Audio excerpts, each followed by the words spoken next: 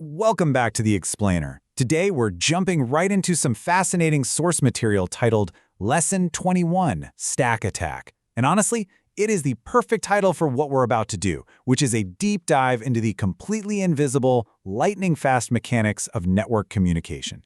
I mean, every single time you open a web page, there's this massive, highly coordinated operation happening right behind the scenes. And today, we are mapping out exactly how that works. Okay. Let's dive into this. It really brings us to the core mystery here. How does data actually travel? We all know information zips across the internet in literally milliseconds, but trying to visualize that physical journey? It's pretty complex. But the thing is, it's not magic. It's actually a highly structured, just brilliantly engineered system of rules that dictates how every single byte of data moves from a server to your screen.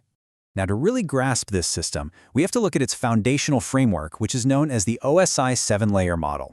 And look, I know this has a reputation for being a bit intimidating, but stick with me because it is absolutely the ultimate map for understanding digital data transfer. It's basically the master blueprint that makes global network communication possible at all. It's what standardizes how totally different hardware and software systems actually talk to one another without everything just crashing. And the real genius of this model? It's right there in the number 7. Networking is a monumental, abstract job, but this model takes that massive task and breaks it down into a stack of totally manageable steps. So instead of trying to move all the data at once in one chaotic go, the model handles it one distinct layer at a time. It ensures that every single step in the process has one very specific, hyper-focused job to do. Which brings us to the main event, the core action happening inside this stack, frame encapsulation. It's a big term, but to demystify it, we're going to use a very physical, tactile metaphor. Instead of picturing complex code flying through glowing wires, let's just think of encapsulation like a physical shipping department packaging items for delivery. It gives us a really clear visual of how these protocols basically stick their own specific instructions onto the data as it moves down the line. Now, what's really interesting about this slide is where it all begins, the payload. The payload is your core data. It's the actual message you want to send. To ground this in reality, just visualize this payload as a standard, everyday index card with a message scribbled on it. That is your data in its absolute purest form, right before any sort of routing instructions have been attached to the outside. All right, watch how this builds. It's pretty cool. Imagine a set of Russian nesting dolls, but made out of envelopes. Step 1, we take our payload, that simple index card.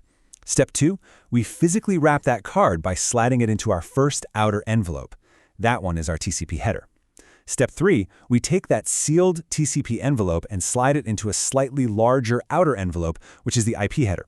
And finally, step 4, that IP envelope gets sealed up inside the biggest envelope of all, the Ethernet header. So the crucial point here is how these specific layers stack up. If we recap the whole wrapping sequence, we get a clear view of our final package. You've got the inner payload card tucked safely right in the center. Wrapped around that is the first outer header, TCP. Then around that is the second outer header, IP. And enclosing the whole shebang is the final outer header, Ethernet. This exact stacking sequence is what successfully encapsulates the data so it can safely travel. Every single envelope layer is providing the exact routing instructions needed by different devices along the way. Now, physical metaphors like envelopes and index cards are fantastic for getting the concept, but it's time we shift from the theory to some actual hands-on application. We're going to look at a Wireshark packet trace. Basically, this takes our physical envelope analogy and finds its exact digital counterpart. We're moving out of our imagination and right into practical network analysis. The reason this specific Wireshark packet trace activity is so great is because it brings the whole envelope analogy straight into the real world.